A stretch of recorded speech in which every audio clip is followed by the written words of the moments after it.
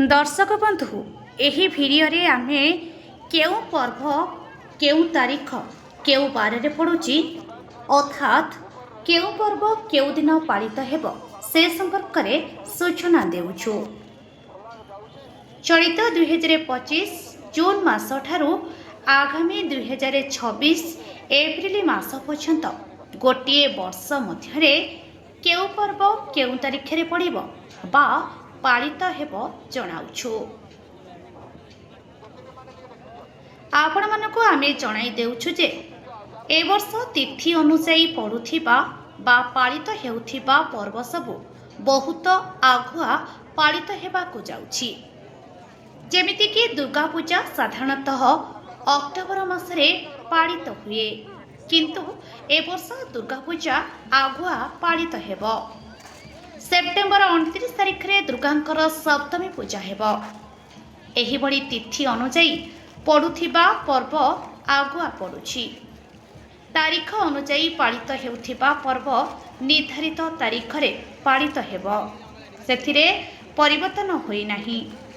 एबे जणाउछु केउ पर्व केउ तारीख रे केउ बार रे पड़ुछि।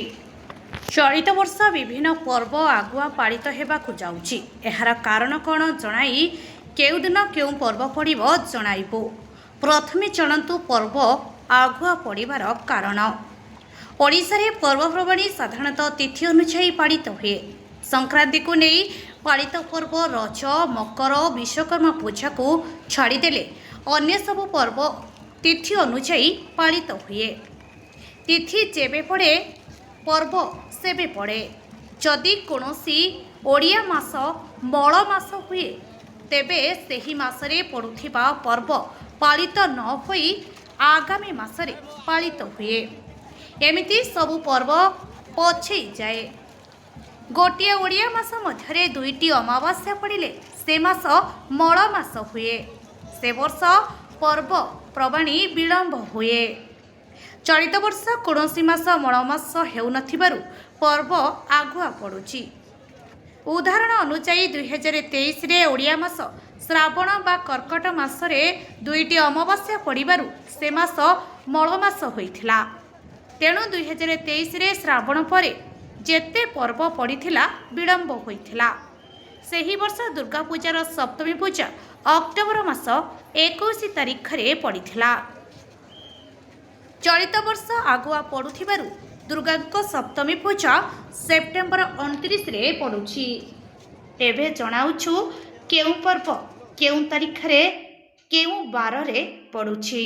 देवस्नान पूर्णिमा जून 11 तारिख बुधवार, प्रथम रज जून 14 शनिवार, रज संक्रांति जून 15 तारिख रविवार पड़ुछि। श्रीगुंडीचा यात्रा बा रथ यात्रा जून 27 तारिख शुक्रवार और श्री जगन्नाथ महाप्रभुंकर बाहुड़ा यात्रा जुलाई 5 तारिख शनिवार पालित हेब। ग्रह्मा पर्व और राखी बंधन राखी पूर्णिमा अगस्ट 9 तारिख रु शनिवार पालित हेब। श्रीकृष्ण जन्माष्टमी अगस्ट 16 शनिवार पालित हेब। श्री गणेश पूजा अगस्ट 27 तारिख बुधवार।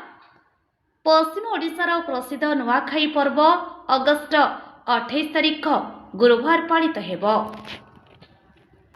विश्वकर्मा पूजा सेप्टेम्बर 17 तारिख बुधवार पालित हेब। महालय श्राद्ध महालय अमावास्या सेप्टेम्बर 21 तारिख रविवार पालित हेब।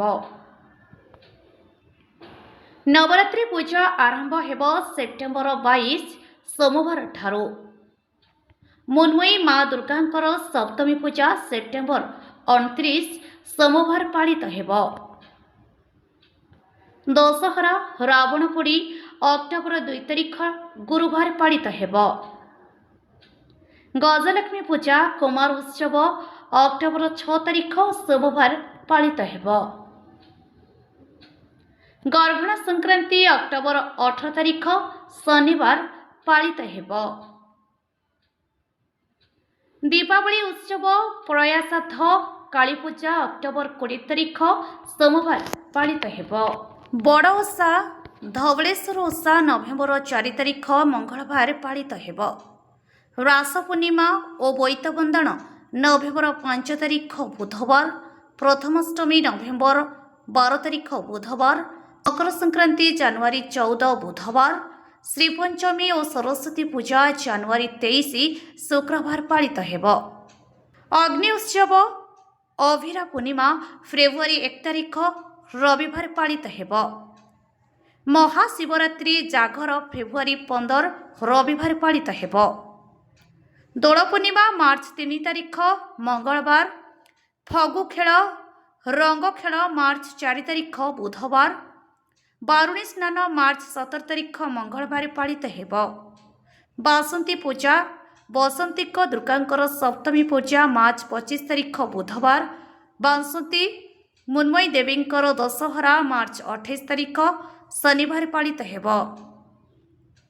ହିଙ୍ଗୁଳା ଯାତ୍ରା ଉତ୍କଳ ଦିବସ ଏପ୍ରିଲ 1 ତାରିଖର ବୁଧବାର ପାଳିତ ହେବ। ମୁଖ୍ୟ ପର୍ବଗୁଡ଼ିକ କେବେ ପାଳନ ହେବ ସେ ସମ୍ପର୍କରେ ସୂଚନା ଦେଲୁ। ଅନ୍ୟ ପର୍ବ ତିଥି ସମ୍ପର୍କରେ ଜାଣିବାକୁ ଇଚ୍ଛା କଲେ କମେଣ୍ଟରେ ଲେଖନ୍ତୁ।